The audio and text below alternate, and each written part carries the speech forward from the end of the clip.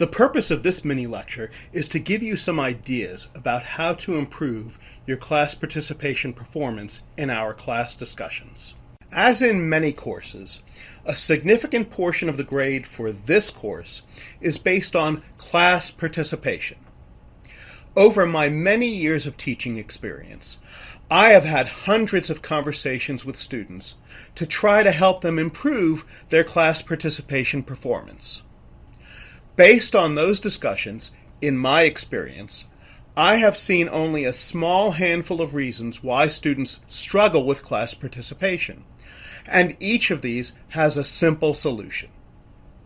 The 5 main barriers to class participation are: number 1, coming to class unprepared; number 2, language barriers; number 3, introversion; number 4, fear of making mistakes; and number 5, defining class participation too narrowly.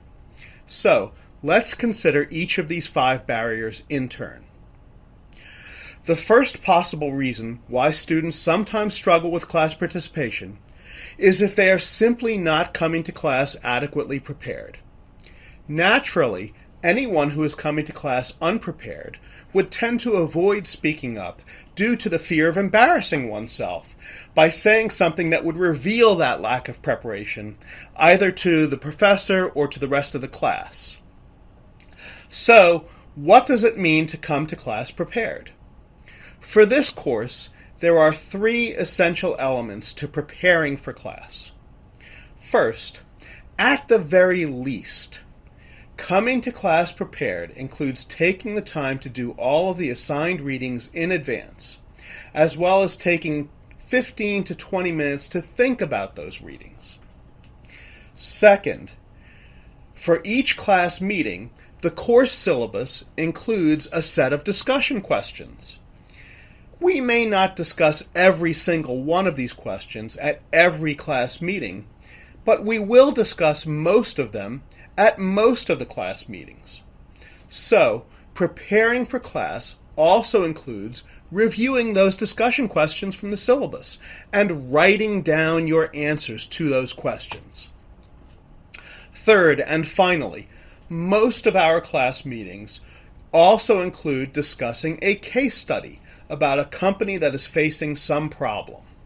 So, whenever we have a case study to discuss in class, your preparation should also include taking some time to think about that problem and to write answers to the question of what the company in the case study should actually do about that problem. If you're doing a thorough job on all 3 of these elements, then you're probably pretty well prepared for class.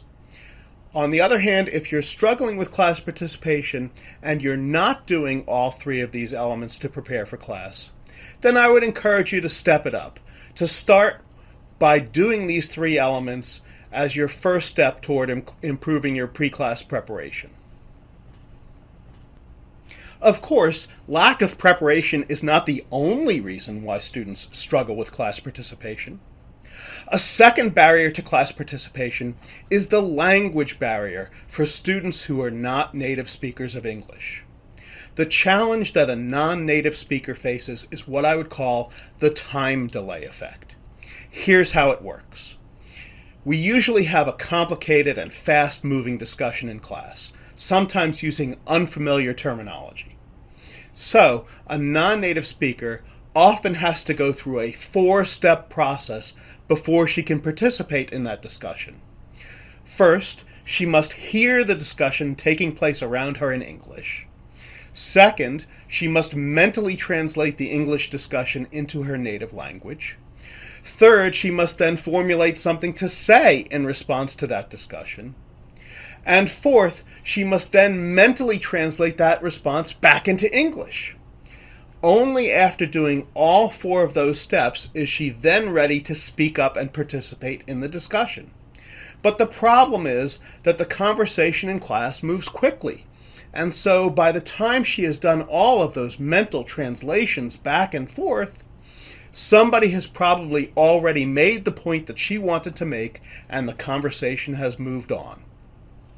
In this situation, The real problem is the time delay that she experiences as a result of doing all those mental translations, which just slows her down too much.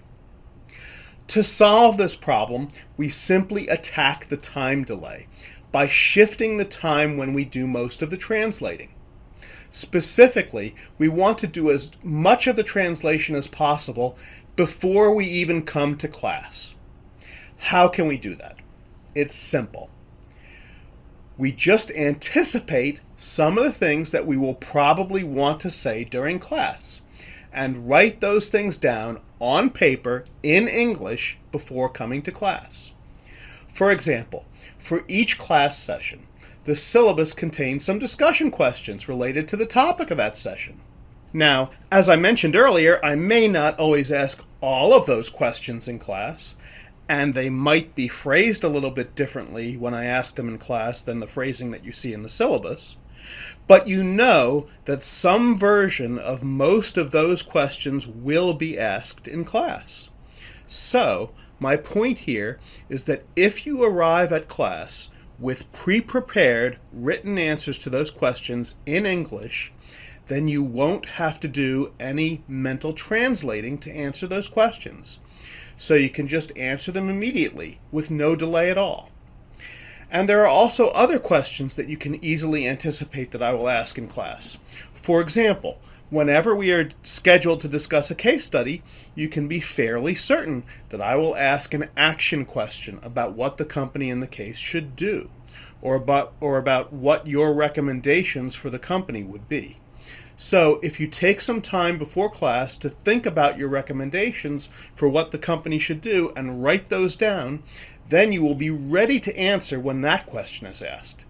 This way you can skip all the mental translations and beat the time delay effect by just raising your hand as soon as you hear the question and then reading your written answer to the class.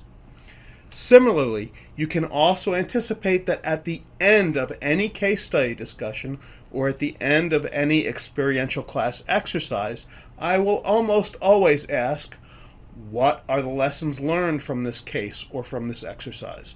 What are the takeaways?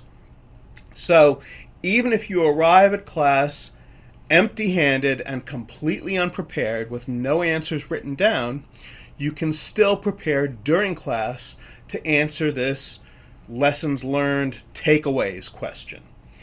As the case study is being discussed or as the class exercise is being done, you simply write some notes about what you think the lessons or the takeaways will be. And then, when I ask that lessons learned question at the end, you can again just get your hand right in the air, skip all the translations, and just read those notes to the class. All of these different types of questions are easy to anticipate, and if you have written your answer before the question is asked, then you can just raise your hand as soon as you hear the question and feel confident in knowing that your answer is already prepared. And it's perfectly okay for you to just read your answer to the class from the paper where you have written it, if you need to do that. If reading the answer off your paper makes it easier for you, that's perfectly okay with me. However, this does require some discipline for you. You must have the discipline to simply raise your hand as soon as you hear the question asked, and resist the temptation to rethink or rephrase your answer. After all, if you pause to rethink or rephrase your answer, then you'll be falling right back into that old time delay problem. So, just raise your hand when you hear the question, and confidently rely on the thinking and the phrasing that you've already done before the question was asked. Now, a third barrier to class participation, or a third reason why students may struggle with class participation, is if they're more of an introvert by nature. And I completely sympathize with those students because I'm an introvert myself. Being an introvert doesn't mean that I can't talk in front of a group of people. I can do that, but it's just not my comfort zone. It's just not the most comfortable thing for me.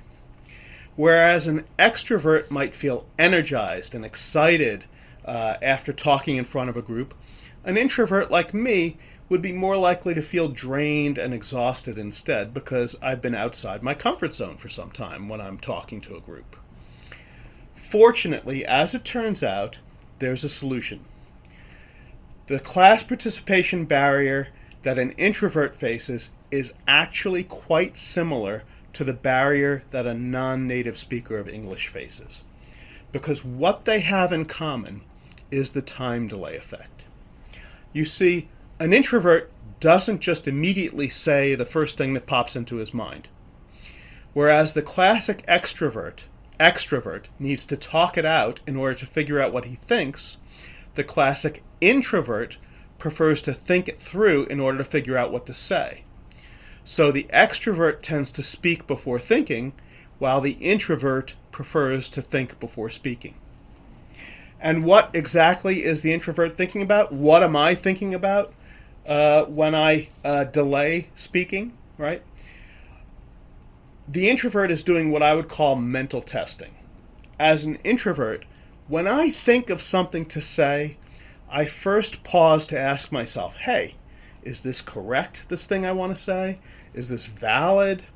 Do I want to phrase it this way or that way? How would other people respond to me saying this? How would they interpret it? How might they misinterpret it? Should I say all of it or just part of it? How would my choice of phrasing affect how other people will interpret it or respond to it? These are the questions that are going through my head as an introvert when I'm not just simply saying the first thing that comes to my mind. These are all what I would call mental testing questions that indicate my strong need as an introvert to test what to say and how to say it before I feel comfortable opening my mouth. Now, in many cases, this cautious approach has the advantage of helping any introvert, to avoid some blunders that an extrovert might fall into. However, it also has the disadvantage of slowing down the introvert's responses, which may cause the introvert to miss out on some opportunities that require a quick response. And one of those opportunities requiring a quick response may be the opportunity to contribute to a fast-moving class discussion. In other words, by the time I get through all of that mental testing and get comfortable about knowing exactly what point I want to make and exactly how I want to phrase it, but by the time I do all that, somebody else in the class has probably already made the same point, and the conversation has moved on. This is the same time delay obstacle that the non-native speaker faces, except that it just comes from a different sort of mental processing. Rather than spending time doing mental translations between languages like a non-native speaker does, I, as an introvert, spend time doing mental testing. That's the kind of mental processing that an introvert does, is mental testing rather than mental translations. But regardless of the typical type of mental processing that's slowing you down, the time delay is the same either way, regardless of whether you're a non-native speaker or an introvert. So, the good news is that the solution is also the same because the problem is the same. Just as with the non-native speaker of English, the introvert's solution is also to beat the time delay by moving all the mental processing outside of class time as much as possible. Anticipate the questions that are likely to come up in class discussions and prepare written answers for them in advance, so that when the question gets asked, you can just jump right in by reading your answer to the class without having to get slowed down by all that mental testing. Come to class with pre-prepared written answers to the discussion questions in the syllabus and pre-prepared comments about what you would recommend the company in the case study should do and why. And then, during the case discussions or the experiential exercises in class, also take some time to write some notes about what are the possible takeaways, what are the possible lessons learned, so that you'll be ready when that lessons learned question comes up. So when the discussion questions or the action questions or the lessons learned questions get asked in class, you can be confident knowing that you already have good and well-phrased answers to these questions written in your notes. So you can just skip right over all the mental testing and move directly to making your point. But again, this requires some discipline from you, Because when the question gets asked, you must be willing to simply raise your hand as soon as you hear the question asked and resist the temptation to reconsider or rethink or rephrase your answer.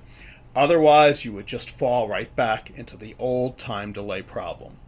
So when you hear the question, just raise your hand, read your answer to the class, and confidently rely on the thinking that you've already done and the phrasing that you've already prepared before the question was even asked. And again, it's perfectly okay with me for you to just read your answer to the class from the paper where you've written it, if you need to do that.